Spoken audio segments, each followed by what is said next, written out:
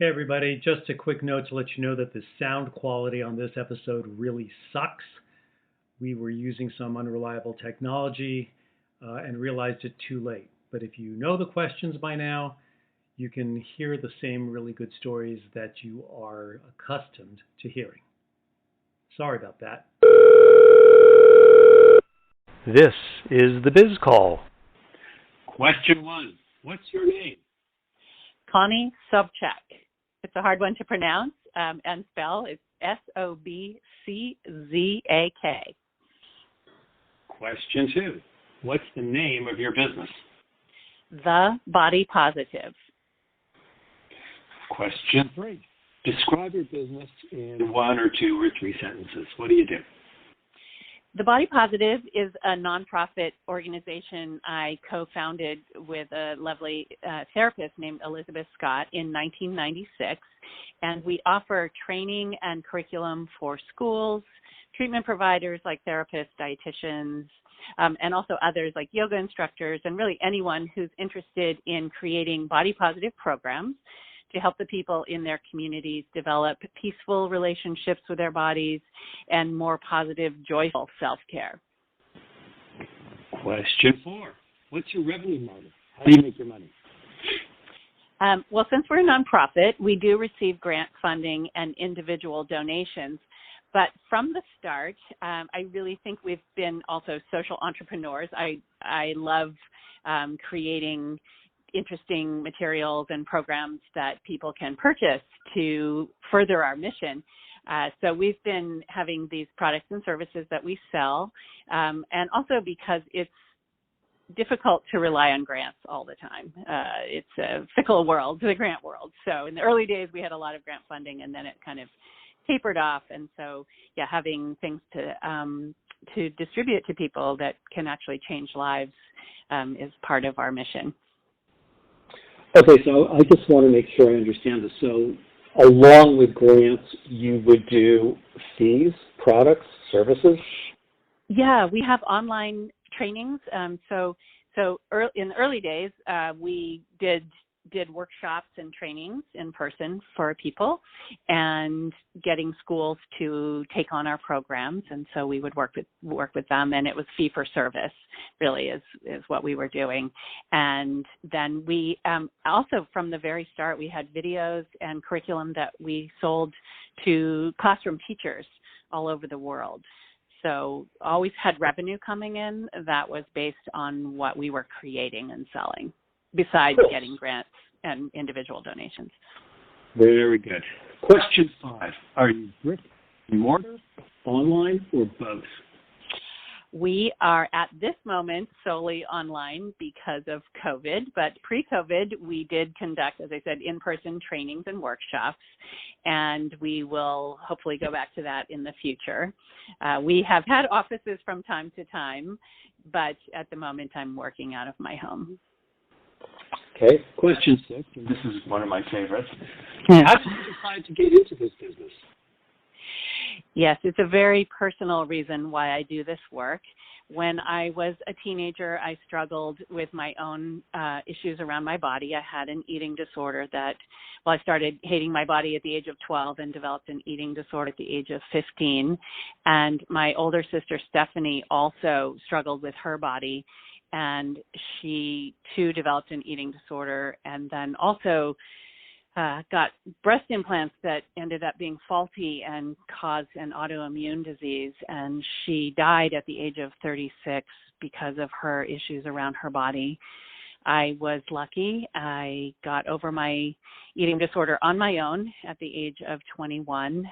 It was a long time ago. It was the early 80s, and there wasn't a lot of help. So I was able to do it by changing my community, changing my partner, and really realizing that I wanted to live life fully, and that included or didn't include hating my body. So I spent my 20s really learning how to have a peaceful, joyful relationship with food and movement and honoring the ancestors who gave me my body and really learning how to appreciate myself.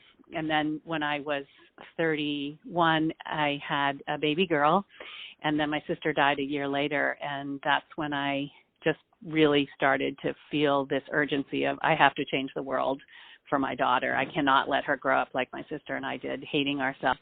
And so many of my friends and people I knew hated their bodies. And so I really said, I'm going to change the world for her. And that was the beginning of The Body Positive. Great story. Question 7. Why would customers choose you over your competition? Our work is incredibly deep, and it's something that lasts a long, long time. It creates lasting positive change in people's lives. It's not a quick fix. We offer tools that people can practice, and we emphasize practice and allow people to be human and not be perfect. And so people take in the 5 competencies of our TheBodyPositive model and really make them their own. And our model is appropriate for all people of all backgrounds because we're not prescribing any certain way for people to live or act or relate to their bodies. It's just giving them the agency, the inspiration, and the tools they need to create positive change that is appropriate for their life circumstances. Our work is also really life-enhancing, and in terms of programs for schools, we allow people who are teaching our work to be really creative and honor their own expertise in what they do. So it's really lively and life-changing. So if I understand it, it begins with the eating or the dieting or the body thing, but actually morphs into a whole life enhancement, greater reward type of philosophy. Yeah, I find what people get from our work is they just really have more joy in life. They also really get in touch with their intuition about what is right for them. They're able to let go of what the expectations are from the outside world and ask, what is right for me? How do I feel? And what do I want in my life? And it may start with a conversation about the body and work around the relationship with the body, but it's so much richer and deeper, and it takes people into new careers and really into beautiful relationships because they really honor who they are and what is right for them. Great. Okay, good. Question, if you have one, what is your long-term goal or your exit strategy for the business? Well, my long-term goal is for the Body Positive to continue forever, even after I retire from my position as the executive director. I will probably always stay with the organization and do curriculum development and training, but I'm hoping to have someone else run the day-to-day parts of the organization and do fundraising and all the other things that I do right now. I wear many, many hats right now. If I ever decide to fully retire, I would possibly stay on the board of directors. And because, as I said, this work is really beyond a business for me, it's my calling, I don't know if I'll ever leave it until I leave the planet. Okay, question 9. What are you doing to increase your business? Well, at the moment, we're working with a marketing consultant to create an event to celebrate our 25th anniversary. We got nonprofit status in 1996, so it's a really fun year. And we are starting last year, we have been doing free monthly Zoom trainings for treatment providers. There are a lot of therapists and dietitians who have had more people needing our work because of COVID issues. And so we're offering free continuing education trainings for them and then offering discounts for them to be able to take our trainings. I have been speaking at school conferences, so really working on our marketing. My colleague and I, neither of us came to this work with a whole lot of understanding around running a business and marketing, and so that's been the hardest part of our work. But one thing that's very exciting is I recently did a TEDx talk. It's called Embracing Your Critical Voice, the Gateway to Self-Love, and so I'm hoping that will also draw more people to our work. Interesting. Question 10, how do you measure your marketing success? With increases in signups for our online trainings and courses, and with getting more schools to sign up to become body positive schools. I would say those are the primary ways that we measure our marketing success. Okay. Question can be yes or no, and I know that you're a nonprofit, but still nonprofits can make profits. So, question 11: are you profitable? At the moment, we are. We have ridden quite the roller coaster ride for the 25 years that we've been around. We had really great grant funding in the beginning. People cared about our topic, and then didn't. After a while, the funding world is really interesting. And then, as I said, we started doing fee-for-service work. There were many years where I was pretty much a volunteer with this work, but I couldn't stop doing it. And at the moment, though, yes, we are profitable. We have really a few wonderful donors who believe in us, and then also having our courses and trainings online. So at the moment, yes. Great. Question 12. How many employees do you have? At the moment, I am the only full-time employee. That also has changed throughout the years. And we have 2 part-time employees, and then we work with 7 consultants part-time as well. Question 13 and 14, 2 sides of the same coin. Question 13, what has been the best decision you've made so far? The best current decision is that I had the gut feeling in 2017 that we had to move all of our work online, and I didn't know why, and we got half of it done in 2018, and then we finished getting our full BeBodyPositive facilitator training online in the fall of 2019. So when COVID happened, we were ready to be able to still offer our services to people and our trainings to people. So I think that was one of the best decisions I've made in a long time.